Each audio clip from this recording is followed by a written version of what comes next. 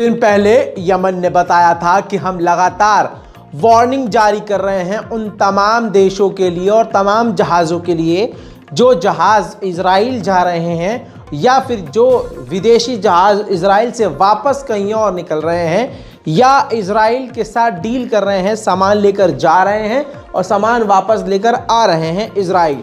तो उन देशों को, उन जहाज़ों को जब हम वार्निंग दे रहे थे तो वो जहाज़ अलर्ट हो रहे थे और अपना रास्ता बदल रहे थे।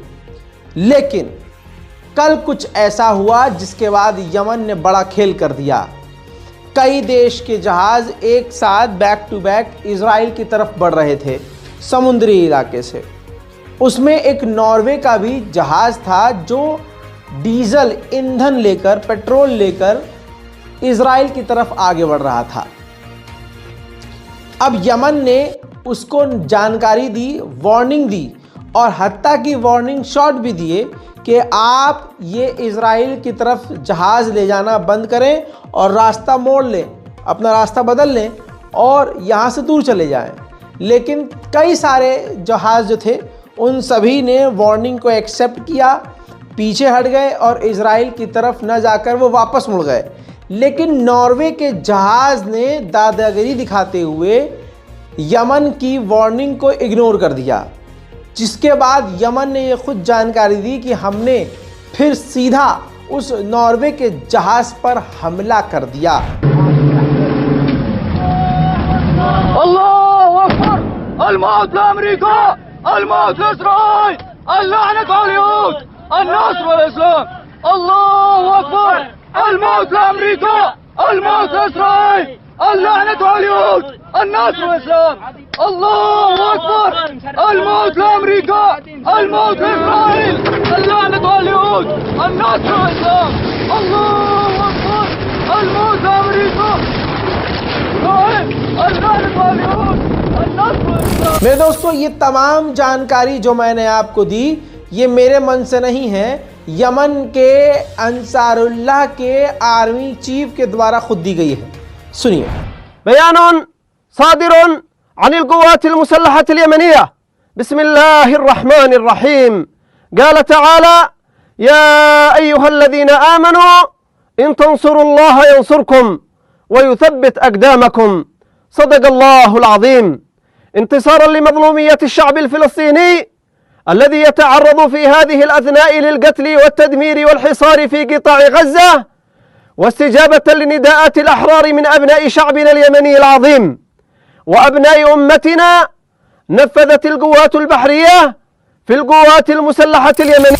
मेरे दोस्तों, इसके अलावा एक और जानकारी यह है कि उसी इलाके में फ्रांस का भी युद्धपोत मौजूद है और एक ख़तरनाक हमला यमन ने उस तरफ भी किया था।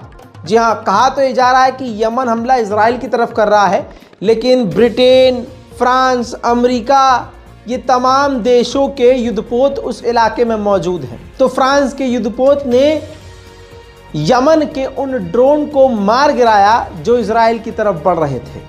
यानी दुनिया की तमाम बड़ी बड़ी ताकतें यमन को रोकने के लिए लगी हुई हैं। एक बात याद रखिएगा, ये खेल बहुत बड़ा है।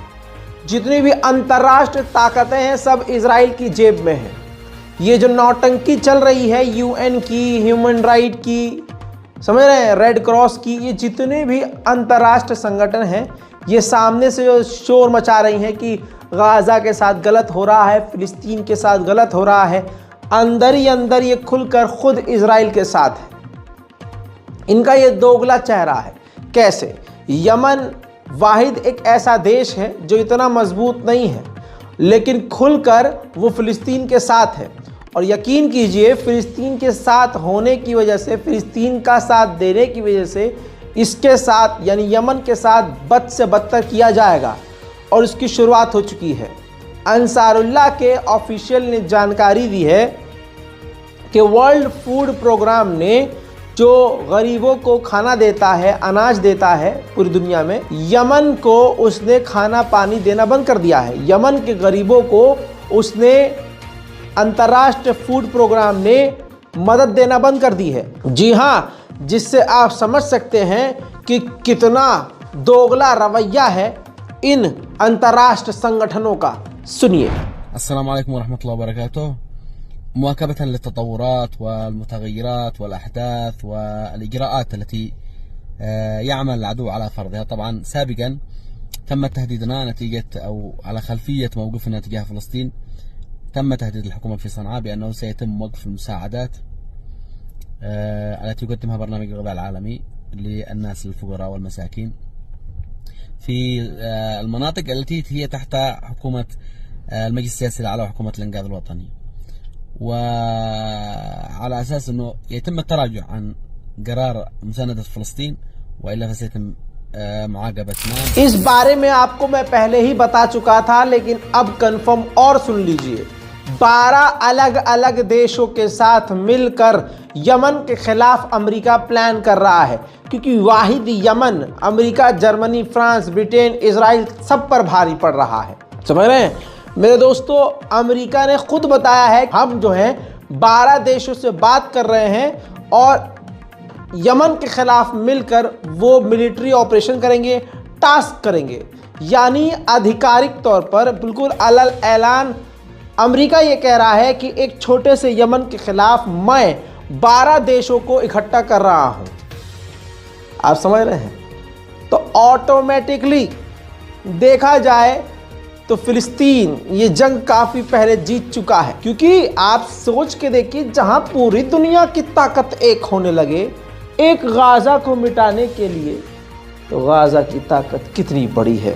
इसी तरह से यमन अगर गज़ा के साथ खड़ा हुआ है तो दुनिया की तमाम बड़ी ताकतें और ख़ासकर अरब देशों को ही इकट्ठा किया जा रहा है यमन के ख़िलाफ़। खौफ में तो ये इज़राइल भी आ गया है। नेतन्याहू ने कहा है कि हुतीस के ख़तरे से इज़राइल निपटेगा, पहले तुम गाज़ा से निपट के दिखाओ। उधर खबर ये भी है कि यूरोप चोरी चोरी से, चुपके चुपके से, ओपनली नहीं, कतर और इज़राइल के बीच बात करवा रहा है कैदियों की अदला बदली के लिए। बहरहाल ये तो यमन से हटकर खबर थी, लेकिन आपको ये जानकारी देना ज़रूरी है। इस रिपोर्ट का अंत ये है कि यमन ने अपनी पूरी ताकत से जो वादा किया था उसको निभा रहा है। जो भी समुद्र में इज़राइल की तरफ जहाज़ आगे बढ़ रहे हैं या इज़राइल के जहाज़ इज़राइल से निकलकर कहीं और जा रहे हैं, सीधा यमन के निशाने पर हैं और दुनिया की तमाम बड़ी ताकतों को अब यमन के खिलाफ इकट्ठा किया जा रहा है। इस रिपोर्ट पर आपकी राय क्या है नीचे कमेंट ज़रूर कीजिएगा। जल्द आ रहा हूँ और भी बड़ी जानकारियों के साथ, तब तक के लिए जय।